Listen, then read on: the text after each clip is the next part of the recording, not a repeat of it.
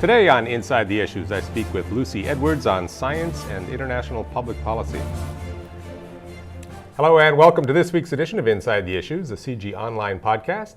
I'm David Welch, CIGI Chair of Global Security at the Balsillie School of International Affairs and Professor of Political Science at the University of Waterloo. And I'm happy every week to welcome into the studios here at the Center for International Governance Innovation a noted expert in some aspect of international public policy or global governance. And today I have a very distinguished guest, a distinguished Canadian diplomat from years past who has served in a variety of roles, including as Canada's High Commissioner to Kenya, South Africa, and India, our ambassador to the United Nations Environment Program, and also ambassador to the Commission on Sustainable Development. Most importantly, Lucie is completing her doctorate here at the Balsillie School of International Affairs. So welcome, Lucie, and you're doing work on science and international public policy. I am. And I think a lot of us would hope and assume that science and international public policy work hand in glove, but obviously it's much more complicated relationship than that. So maybe we can start just by your general characterization of the international public policy world and the scientific world, and how well or how difficult it is for them to speak to each other.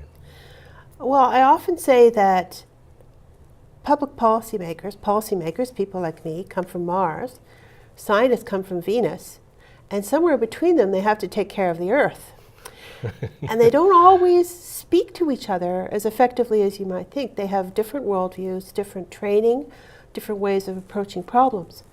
And while one would think that two different worldviews brought together would be more enriching and I think would result in better public policy, sometimes there are pretty fundamental questions of communication between how they see problems. To give one example, in both cases, I think there's kind of a sense of a transmission line that science would identify the problem and explain it to the policymakers, and the policymakers would then make decisions. It's not always so easy. It should be more iterative to understand the relationship. Policymakers are incredibly busy. They tend to do what in economic terms is called satisficing, find out as easy a solution to manage the problem as they can, whereas scientists really like to get into something in depth. There's this wonderful story about the chief scientific advisor to President Kennedy, Harvey Brooks, who used to go and try to speak to the president about some of the really critical issues like nuclear nonproliferation. He'd always be given about 10 minutes, and he would be 9 minutes into his peroration, and the president would be looking at his hand before he'd actually kind of come up with any kinds of recommendations. Right. It's that kind of communications challenge which can be a real difficult problem for them.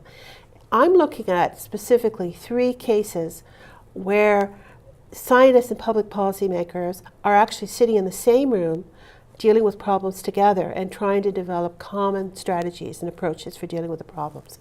The most famous one is the Intergovernmental Panel on Climate Change, but I'm also looking at similar panels that have been set up to deal with the food security crisis, including the issue of GMOs and the use of GMOs in the third world, and the whole question of biodiversity and the crisis scenarios such as forestry.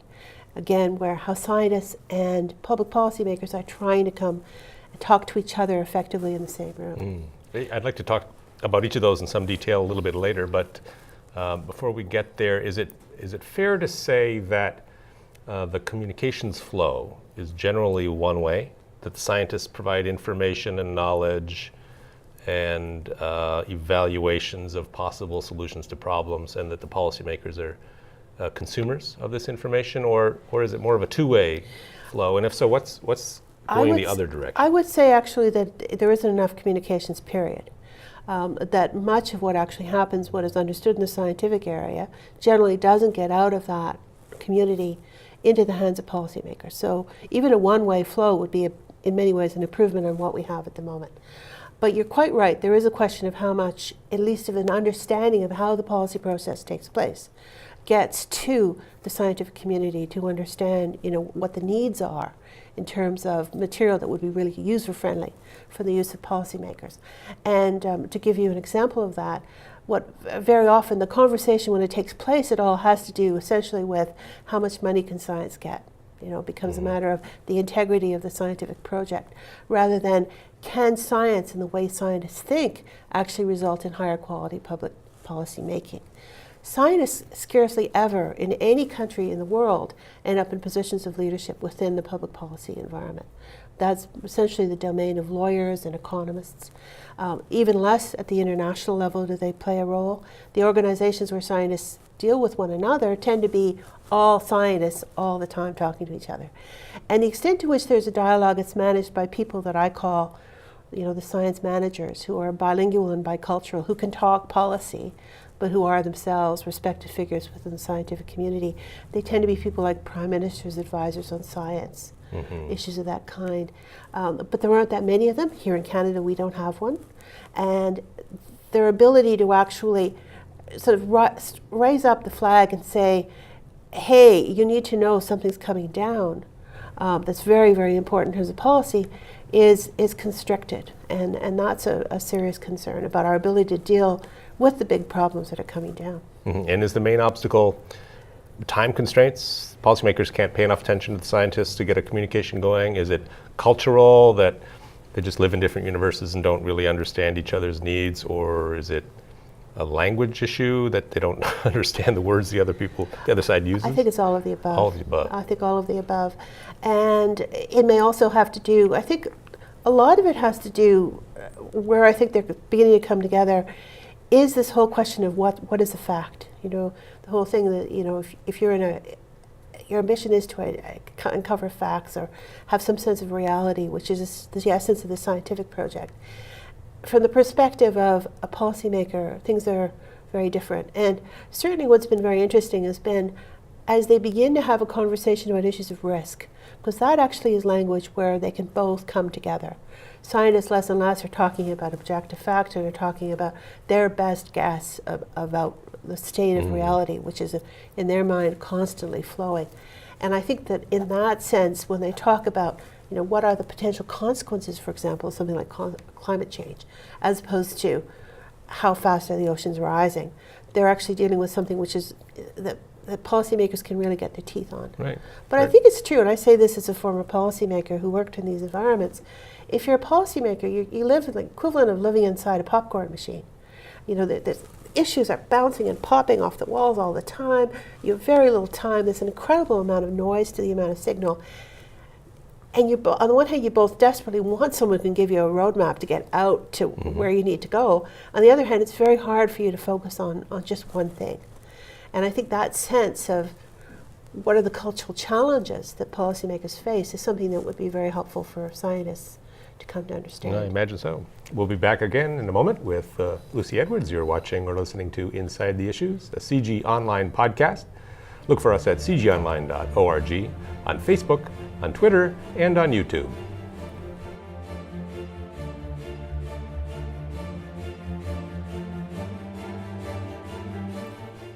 Welcome back. You mentioned climate change, so let's start with climate change, and you mentioned facts. And of course, when I think of climate change and facts, I think of Al Gore and an inconvenient truth, which makes very hard claims about certain facts. Al Gore was a policymaker, not a scientist, but he was very good at, I assume, consuming science and communicating science to a policy audience. And it's worth noting that he won the Nobel Peace Prize at the same time as the Intergovernmental Panel on Climate Change did. And the Nobel laureate's endorsement made the point about the linkage between this partnership that had taken place between an advocate and a policymaker who'd been building on the hard work that had been done by the scientists within the IPCC. So I think that is a good example of the kind of partnership that would take place. The IPCC itself is a fascinating institution. It's probably the oldest one where we've actually seen scientists and policymakers sitting in the same room dealing with these. It dates back actually to a Canadian event, the Toronto Conference on the Atmosphere, where in fact the notion of an IPCC was endorsed in the run-up to the Rio Conference and was directly created in order to have something that policymakers could chew on when it came to the Framework Convention on Climate Change. So, and it continues to work. It's now working on the 5th review, and there are many thousands of scientists from around the world now engaged in actually doing an update of what they understand about the science at the moment. But it's an interesting one because over in the most recent meeting, over 127 countries came together with the scientists in the same room to deal with the whole question, which is, I guess, the liveliest question in climate change. Can we now draw a very direct link between the natural disasters we're seeing and climate change. And how can we define that very carefully? In the extreme weather events we're seeing. The extreme weather, the natural disasters, and so on. The interesting thing is they use my work, my kind of job, which is words, to figure out, they jointly write the text, and they use both scientific language and they use diplomatic language to try to describe what they see is happening. So for the first time, scientists are acting with diplomats trying to write international language. There's no question that it's changing both groups. That the people who participate in that process see themselves as a kind of an IPCC community, going back to the work that Peter Haas has done about epistemic communities. And they've actually come up with a whole community of science managers, people who are bilingual and bicultural. And to that extent, it becomes an interesting example of how we can deal with other problems. And in fact, people have said, going beyond the issues of environmental science, that perhaps the model of the IPCC could be used to deal with other issues like global public health. So in your view, the IPCC works very well internally? I think the IPCC has a number of challenges. The scientists who work on it will be the first to say that. It's become very big. I mean, you know, it's just, you need a Napoleon to manage that many thousands of scientists who are now involved in the process. It becomes slow for that reason. The science itself is becoming extraordinarily more complex, so writing it is a challenge. And then they try to boil it all down essentially into an advisory executive report that goes to policymakers to do it. So it isn't perfect. There are real north-south types of issues associated with it as well, because it's largely dominated by scientists from the north who are the people doing the research. But yes, I think that it really has defined the agenda in terms of climate change. And it's become something of an authoritative document. If you read anything about climate change, there's always going to be a line that says, according to the IPCC.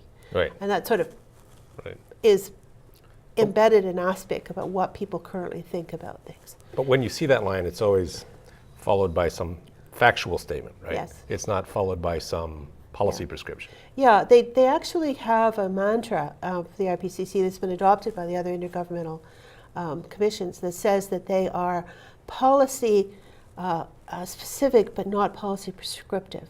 They do go beyond just collecting the facts to coming up with options, but they make it very clear that the decisions have to be made by policymakers, whether at the national level or within international gatherings. So they do see a bit of a transmission line between what they do and where decision making takes place. So the problem with dealing with climate change is not sort of upstream, where the science meets the public policy. It's downstream, where the policymakers in different countries get together and completely fail to come up with any solutions to the problems identified upstream. Up to a point, the IPCC itself has been attacked quite brutally within the whole climate change skeptic community. And although in fact it has integrated from the beginning the climate change skeptics within their own work, it has been pretty badly beaten up over the years within those kinds of debates over what the science actually says.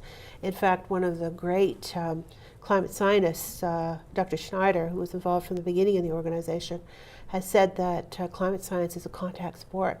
You shouldn't go into the IPCC without wearing your helmet and watching out for high sticking. So I would say that, in fact, the scientists find this combination of policy debate with science a fairly brutal process. But the scientific skeptics within the IPCC aren't saying climate change is not happening and human activity is not. They're saying we don't know enough. No, for quite a long, but today long time they don't say. They said it. Nowadays they wouldn't. They don't. No, there's a Okay. consensus in favor of it. But in fact, within the organization, and certainly for the first few reviews, there were very strong voices of skepticism, often coming from the weather community. That, in fact, because a lot of the work on climate change was based on computer modeling rather than observation, that they weren't absolutely certain. It was the work that came out of Hawaii and some of the work that came out of Antarctica and ice core and so on that has won over the scientists within it. But not certain that it's happening is not the same as certain that it's not happening. We just don't see that latter category anymore. Correct. Right. Yes, they've come to the point where, from having observed that there was, in the first important statement they said was climate change is happening. The second important statement they made was climate change is indeed anthropocentric, it's caused by human activity, to the point where they were saying, and we are feeling the effects now, to the current debate, which is, and it's causing natural disasters. And that's not yet a consensus within it. That's where they've gone through.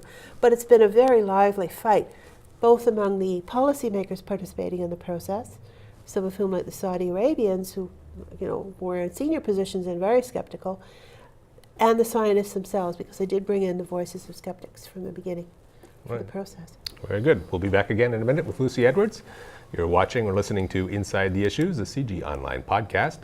Look for us at cgionline.org, on Facebook, on Twitter, and on YouTube.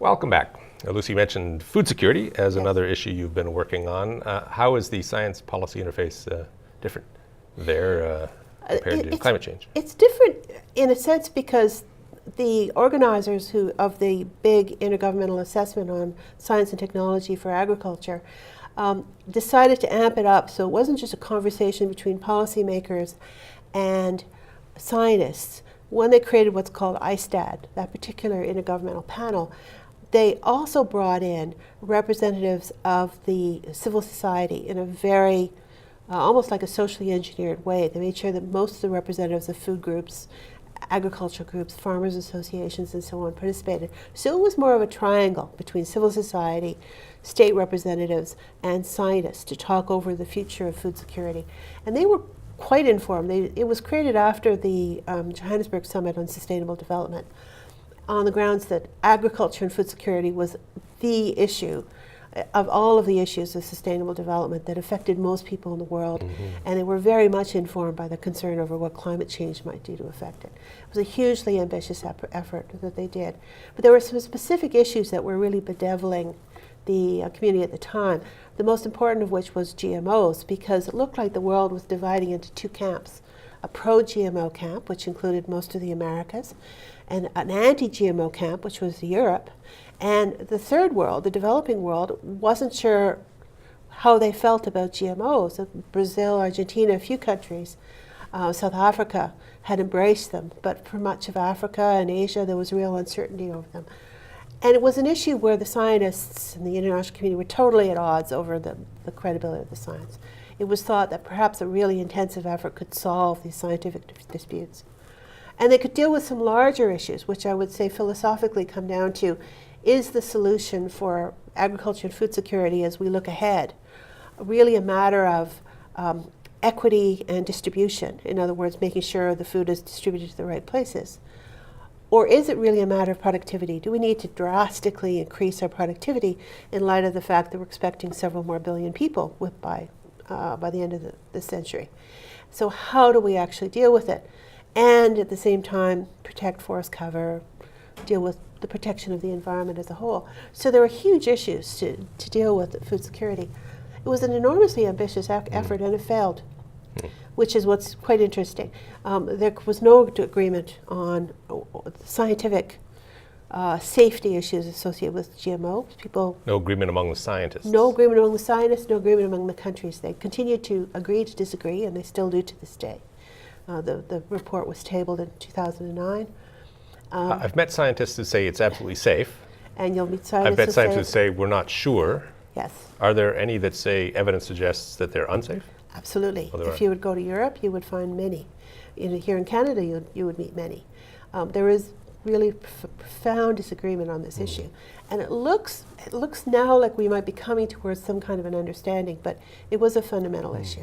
And the other issues, which are almost kind of a social scientist, agricultural producer debate over should we be increasing productivity at all costs, or should we be looking at issues of organic agriculture and better distribution, emphasis on food processing, and so on, are also issues that are still not completely resolved. So one of the things that the ISTAD process identified is you bring all the best people in the room, well over 100 countries participated, several thousand scientists, and sometimes you just will not get an agreement. You won't get a consensus. there are people who will say that this was a high watermark in understanding what happened, what is happening in terms of food security. There are people who were deeply involved in it who will say it was the worst experience in their life. I call that chapter food fight because, in fact, it did generate at points to, you thought people were going to start throwing pies at each other. And but it's interesting that there's consensus on climate change among the scientists now, Yes. more or less, even though it's very heavily model-based. Yes. But that's not the case. It's not model-based when you talk about GMOs. I mean, the question about whether genetically modified organisms are safe is, you test it. Yeah. A lot Why of is it there has a debate in that sort of more tractable field than in the more speculative one? I think some of it has to do with sort of fundamental issues about, are we messing around with nature? And have we broken some kind of a barrier by actually mixing organisms of different kinds in it? So what has been called in lurid terms the Frankenfood phenomenon, Right. that we've gone beyond what, to me, for example, would seem like a logical extension of hybridization over the years. That kind of issue. And I think the other issue, which is not an issue of science, but is certainly a very important issue of public policy, has to do with the fact that GMOs have tended to be produced in a corporate context rather than as a global public good or by the state, and therefore come with licensing and other arrangements, and that therefore you're talking about the corporatization of agriculture, and that issue has to do with issues of equity and social production that are fairly fundamental. To my mind, my first exposure to GMOs was actually GMOs that were being done in public policy in India, within the state, in order to deal with critical issues to do with salt, the rise of salt in fields, and increasing drought. So I mean, I've seen important work that's been done on GMOs that has nothing to do with the corporate issues. But there's no question that for many of the people who are advocates, they're concerned as much by the vehicle, the sort of the corporatization of agriculture, as they are by the whole issue that we're messing around with nature. Very interesting. Well, we'll be back one last time with Lucie Edwards. You're watching or listening to Inside the Issues, the CIGI Online podcast. Look for us at cgionline.org, on Facebook, on Twitter, and on YouTube.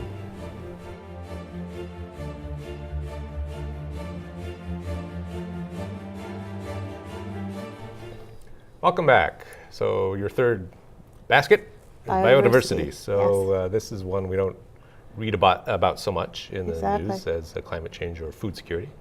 So what's the state of play here on the relationship between science and public policy? Well, biodiversity is an interesting one because if you go back, you remember that the Framework Convention on Climate Change, which came out of Rio, came out at the same time as the Convention on Biodiversity. And arguably, if you go back to that point in history, in 1992, the biodiversity was the bigger issue. The whole question of the future of the Amazon rainforest, for example, all of the issues to do with desertification and so on, we're getting a lot of attention.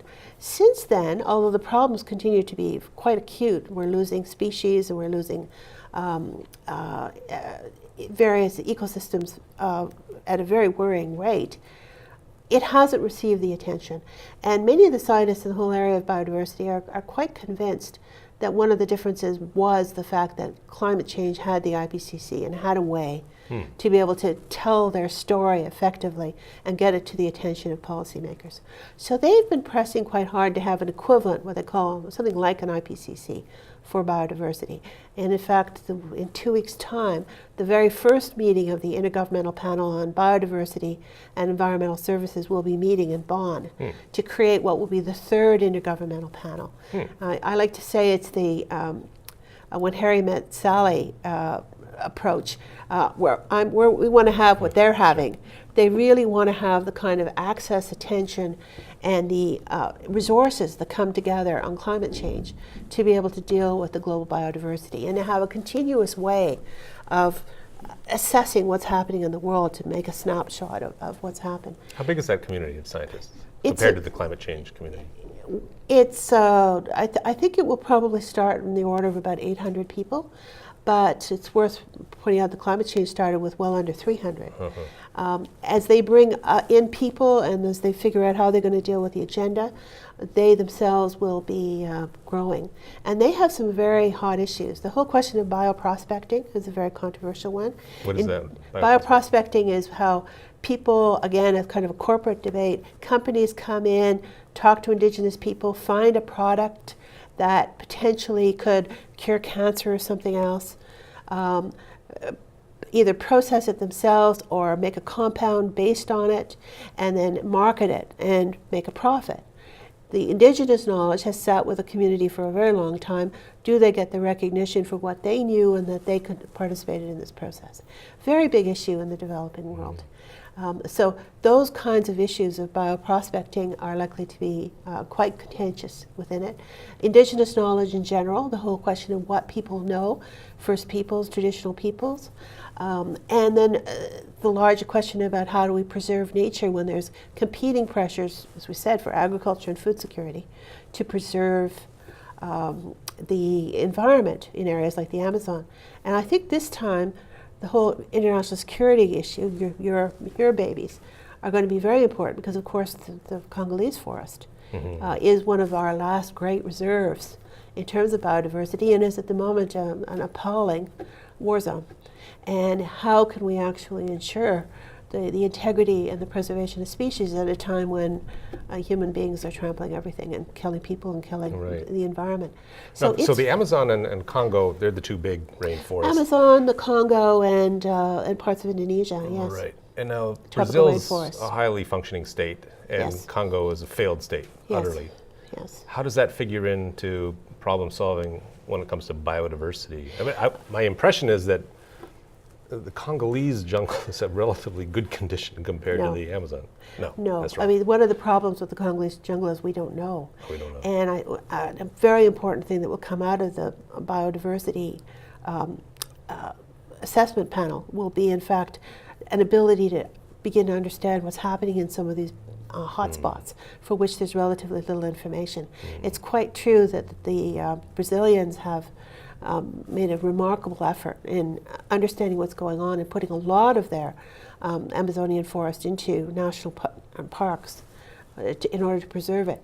But there are a number of areas in this world where they're very, very important areas where we literally can't get in. I remember talking to one plant prospector in the Congo who had just come back from the Congo, and he said, "You're not going to believe me, Lucie, but there are dinosaurs still there." I mean, there is that sense that there's so much extraordinary wealth, biodiversity, for which we don't know. Well, maybe it's good that we can't get in there because we might destroy it if we got in there. It would be very good, but we have a tendency to destroy it anyway. So stepping back and sort of looking at all of these issues together, is there a takeaway for policymakers when it comes to interacting with scientists? Yes, I think there is. I think the kinds of critical global problems that we're going to be dealing with in this century, which are things like climate change, food security, biodiversity, are infused with science. You can't really understand what's going on unless you've got a really clear understanding of the baseline information. We need to ensure that we've got that kind of information into our hands in an accessible and understandable kind of fashion. It does argue, for example, over better scientific education. There's also a series of problems which are probably best described as the output of science. You know, where we end up with products, and GMOs may be a case in point, where we have new inventions, we're not quite sure about the regulatory environment in order to manage them, where we definitely need to fully understand what's happening to be able to make sure that we're managing the policy process for the interests of the community. So I think I often call it a difficult marriage, but it's a very, very important marriage to learn how to make it work right.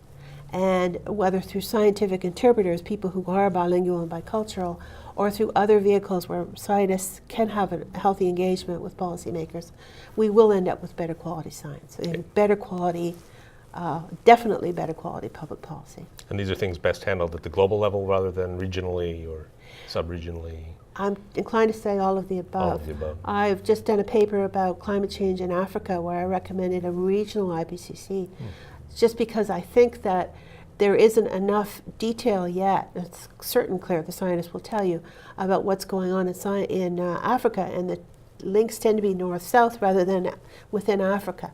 This kind of a vehicle where scientists and policymakers come together can be a very useful vehicle regionally. We have a prototype in Canada, the International Joint Commission, which has been doing this work in terms of the health of the Great Lakes for virtually all of the last century, and it's such a successful institution, we never talk about it anymore. It would be very nice if by the end of this century we had a lot of these institutions and we were worrying over other things, because this was working well. Well, thanks, Lucie, for coming in and sharing your pleasure. insights with us. I've certainly learned a lot, and I hope our audience has as well. To the audience, please join us again next week for another episode of Inside the Issues, a CIGI Online podcast. Look for us at cgonline.org, on Facebook, on Twitter, and on YouTube.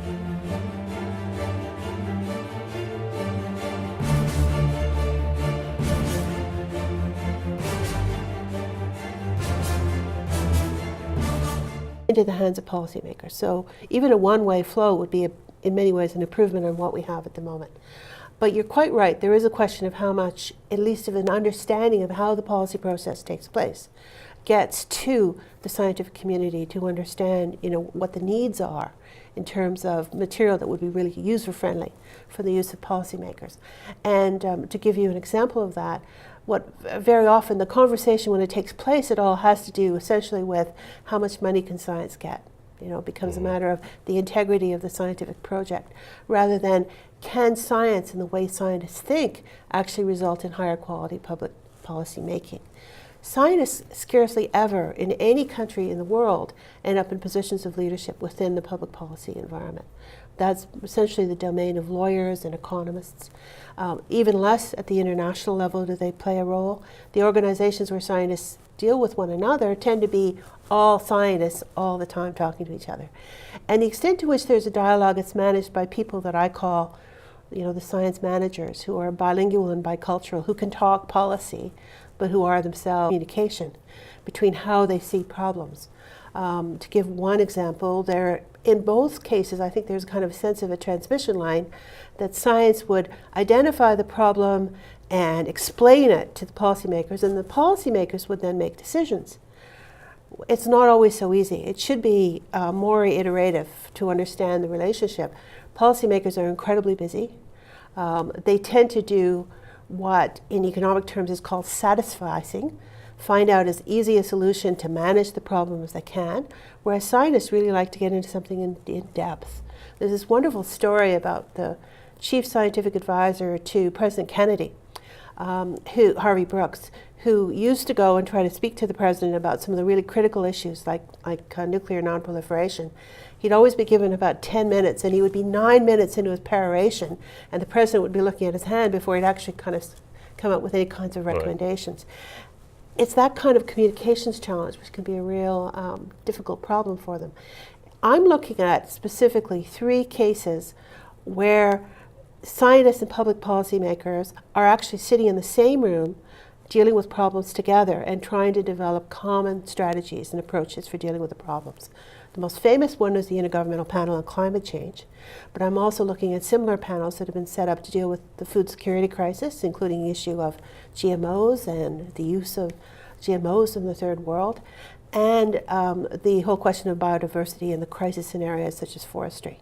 Again, how scientists and public policymakers are trying to come and talk to each other effectively in the same room. I'd like to talk about each of those in some detail a little bit later, but before we get there, is it fair to say that the communications flow is generally one way, that the scientists provide information and knowledge and evaluations of possible solutions to problems, and that the policymakers are consumers of this information, or is it more of a two-way flow? And if so, what's going in the other direction? I would say actually that there isn't enough communications, period. That much of what actually happens, what is understood in the scientific area, generally doesn't get out of that community. And also ambassador to the Commission on Sustainable Development. Most importantly, Lucie is completing her doctorate here at the Balsillie School of International Affairs. So welcome, Lucie, and you're doing work on science and international public policy. I am. And I think a lot of us would hope and assume that science and international public policy work hand in glove, but obviously it's a much more complicated relationship than that. So maybe we can start just by your general characterization of the international public policy world and the scientific world, and how well or how difficult it is for them to speak to each other. Well, I often say that public policymakers, people like me, come from Mars, scientists come from Venus, and somewhere between them they have to take care of the Earth. And they don't always speak to each other as effectively as you might think. They have different worldviews, different training, different ways of approaching problems. And while one would think that two different worldviews brought together would be more enriching and I think would result in better public policy, sometimes there are pretty fundamental questions of communication.